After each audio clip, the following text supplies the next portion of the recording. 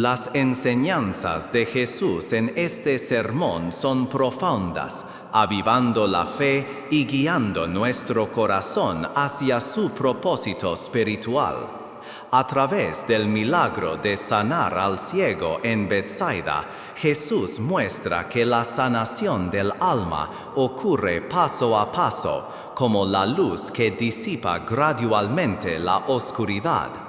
Los discípulos, aunque cercanos a Jesús, estaban ciegos espiritualmente, enfocándose solo en las necesidades materiales, sin reconocer la mayor necesidad humana, ser liberados del pecado.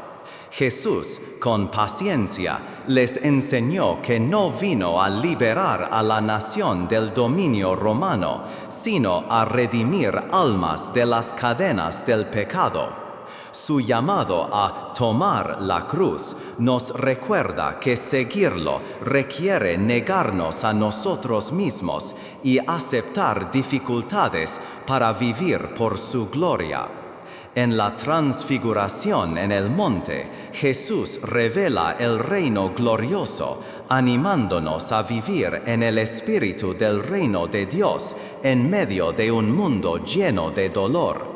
Finalmente, Jesús enfatiza: debemos cortar todo lo que nos impida acercarnos a Él, ya sean hábitos o tentaciones, para que nuestra vida espiritual sea libre. Confía y entrégate, porque Jesús siempre nos ama y espera por nosotros. Hola, mi amigo querido. Por favor, manda tus preguntas. A medida que lleguen las preguntas voy a ir respondiendo. La vida cristiana siempre está llena de inquietudes. Haz preguntas de tus luchas como cristiano. O a veces, si no entiendes algo de la palabra de Dios, pregunta, que vamos a ir respondiendo, atendiendo las preguntas. No todas, claro, vamos a seleccionar las más generales que puedan ser una bendición para la mayoría de las personas. Es una alegría nuevamente verte y poder estudiar contigo la palabra de Dios. Vamos a la lección número 7 para el 18 de mayo del año 2024. El título: Motivados por la esperanza. Y el propósito de la lección es mostrar que a lo largo de los tiempos la promesa de la segunda venida de Cristo ha sido fuente de inspiración para mucha gente. Aquellos pioneros que han sufrido persecución, sufrían la persecución sabiendo que era por poco tiempo, que Jesús vendría, colocaría un punto final al abuso, al sufrimiento, al dolor que ellos estaban atravesando. ¿Sabes? Un erudito de la Biblia, un estudioso de la Biblia, dice que hay en la Biblia en el Antiguo Testamento, 1845 referencias a la segunda venida de Cristo. Y que en el Nuevo Testamento, en los 260 capítulos del Nuevo Testamento, hay por lo menos unas 300 referencias a la venida de Cristo. Quiere decir que la venida de Cristo es el tema que atraviesa todas las páginas de la Biblia.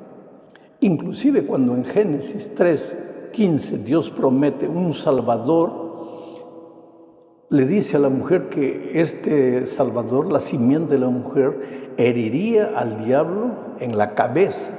Quiere decir, estaba hablando aquí del tema de la venida, de la segunda venida de Cristo, cuando finalmente el diablo estará derrotado delante del universo y no tendrá más argumento, habrá perdido definitivamente la batalla. Mucha gente se pregunta, ¿por qué tiene que venir Jesucristo? Y te digo más, predicar del sacrificio de Cristo en la cruz, de la muerte de Cristo, de la salvación, de la justificación por la fe, sin predicar de la segunda venida de Cristo, es incompleto. Y te digo por qué. ¿De qué serviría que estamos salvos por la gracia de Cristo para vivir eternamente en esta tierra de dolor, de sufrimiento, de miseria, de pobreza, de hambre, de necesidad, de egoísmo, de envidia, de violencia? Salvos, pero en este mundo de dolor. Entonces, la salvación cobra sentido cuando sabemos que este dolor que vivimos hoy es circunstancial. y que estamos caminando por el desierto de la vida rumbo a nuestro verdadero hogar en el cielo cuando Jesús vuelva. Entonces, vamos ahora a analizar la lección. En la primera parte se habla de la promesa de su regreso. ¿Sabes? La promesa del regreso de Cristo animó al pueblo de Dios a lo largo de los tiempos, en la época de los reformadores y hoy. Hoy los países viven en crisis. Hay mucha gente que se pregunta ¿hasta cuándo? Pues la respuesta divina es, hijo, hasta que Jesús venga. Y Jesús, la venida de Jesús está más cerca de lo que nosotros imaginamos. Vamos al primer texto, donde está registrada la promesa de la vuelta de Cristo. Juan 14, 1 al 3. Estas son palabras del propio Señor Jesucristo. Mira lo que dice. No se turbe vuestro corazón, o sea, no se entristezca vuestro corazón. ¿Creéis en Dios? Creed también en mí. En la casa de mi Padre muchas moradas hay. Si así no fuera, yo os lo hubiera dicho. Voy pues a preparar lugar para vosotros. Y si me fuere y os prepararé lugar, vendré otra vez y os tomaré a mí mismo, para que donde yo estoy, vosotros también estéis. Esta promesa, querido, ha sido la promesa que ha animado a los seres humanos de todos los tiempos. Los reformadores, por ejemplo, Juan Wycliffe llamaba a la segunda venida de Cristo la esperanza de la iglesia. Calvino se refería al glorioso regreso de Jesucristo como el más auspicioso de todos los acontecimientos de la historia. Quiere decir, para los hombres y las mujeres fieles a Dios, la promesa de la segunda venida de Cristo ha sido ánimo en los momentos más difíciles. Hoy día, por ejemplo, cuando muere un ser querido, las personas quedan tristes. Y yo siempre digo a mis amigos, los cristianos no morimos.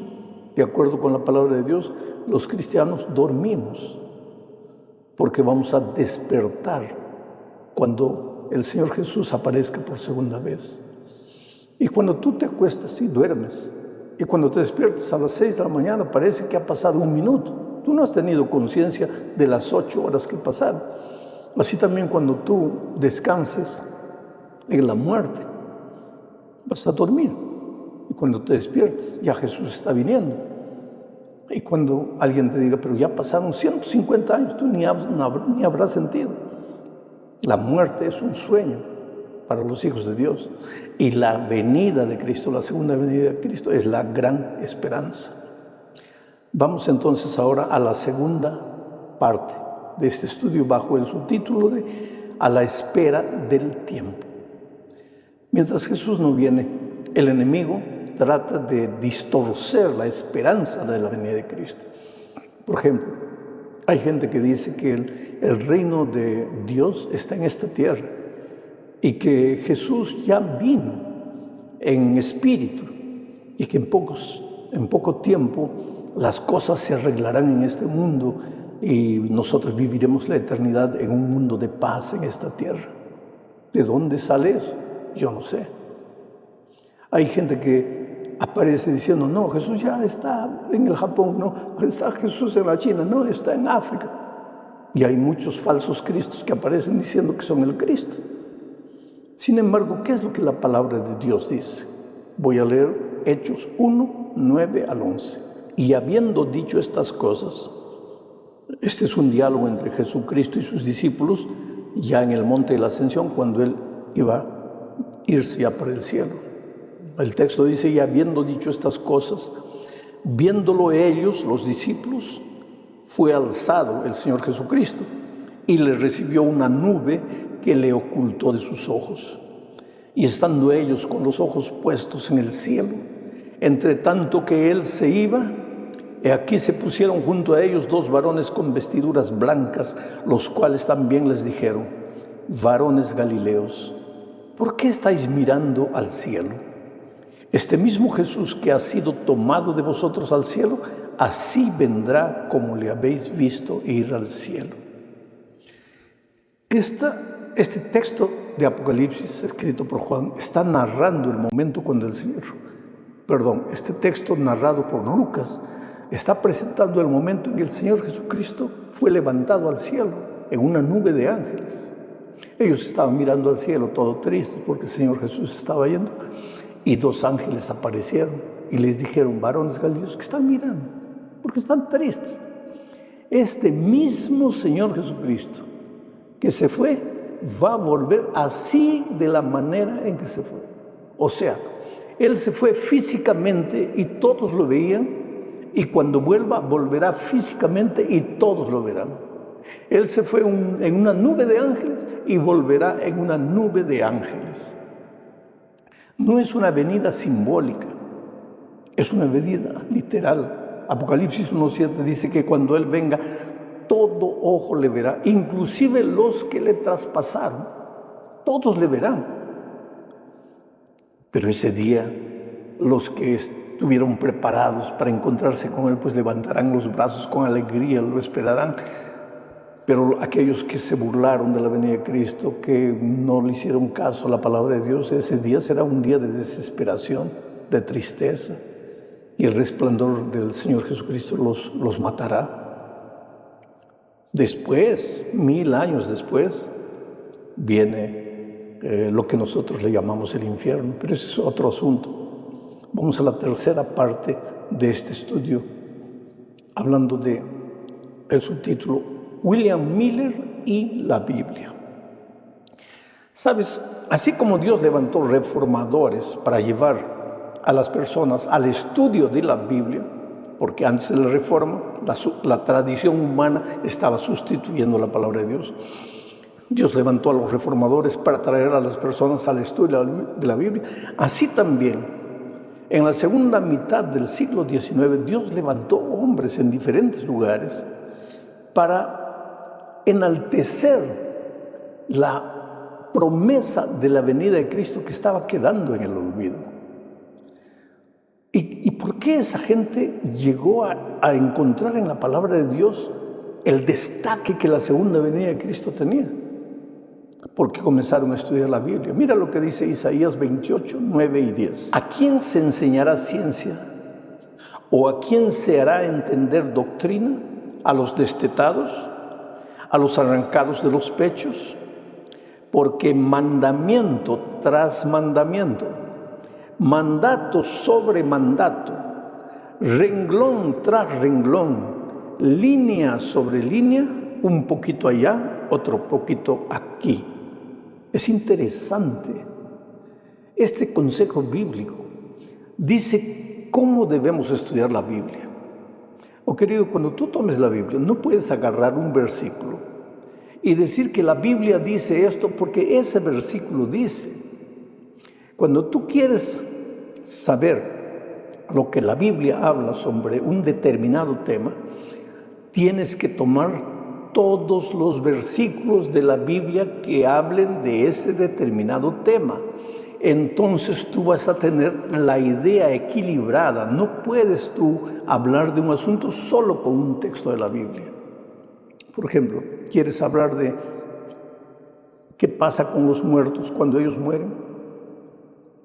Tienes que agarrar todos los versículos de la Biblia y ahí tú vas a descubrir que la mayoría de los versículos que hablan del estado del ser humano cuando muere, dicen que cuando el hombre muere, su cuerpo va a la tierra y el soplo de vida vuelve a Dios. Y ya no existe espíritu vagando por ahí. Ni hay paraíso, purgatorio, infierno, luego de la muerte de la persona. Pero vas a encontrar también en la Biblia 3, 4 versículos que dan a entender que cuando el hombre muere, su espíritu sale. Pero ¿qué vas a hacer? Si hay 30 versículos que dicen una cosa y hay 4 que parecen decir otra cosa, estos 4 tienen que tener una explicación a la luz de los 30 versículos. Es así que se estudia la Biblia. Y es así que en mediados del siglo XIX muchas personas empezaron a estudiar la Biblia. En Estados Unidos, un hombre llamado Guillermo Miller comenzó a estudiar la Biblia así, desde Génesis, Éxodo, Levítico, subrayando, anotando, orando, clamando a Dios, y encontró la promesa de la segunda venida de Cristo.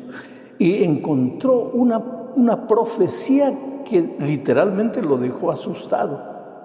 Esa profecía fue encontrada en Daniel 8:14, que decía: hasta 2300 tardes y mañanas y el santuario será purificado. Y él, Guillermo Miller, pensó: el santuario debe ser la tierra. ¿Y cómo es que la tierra va a ser purificada? Y él mismo concluyó: con la segunda venida de Cristo. Porque Jesús viene para colocar un punto final a la historia del pecado. Entonces la tierra será purificada con la venida de Cristo. Solo que el texto no decía que la tierra será purificada, decía que el santuario será purificado. Pero Guillermo Miller, aunque era un hombre estudioso de la palabra de Dios, no se dio cuenta. Y esto prueba una vez más que un solo hombre o un grupo de hombres no puede decir: esto es así. Tenemos que estudiar, todos tenemos el deber de estudiar la palabra de Dios, porque simplemente Cristo no vino en la fecha que él pensaba que iba a venir. ¿Y por qué él pensaba que Jesús iba a venir en esa fecha?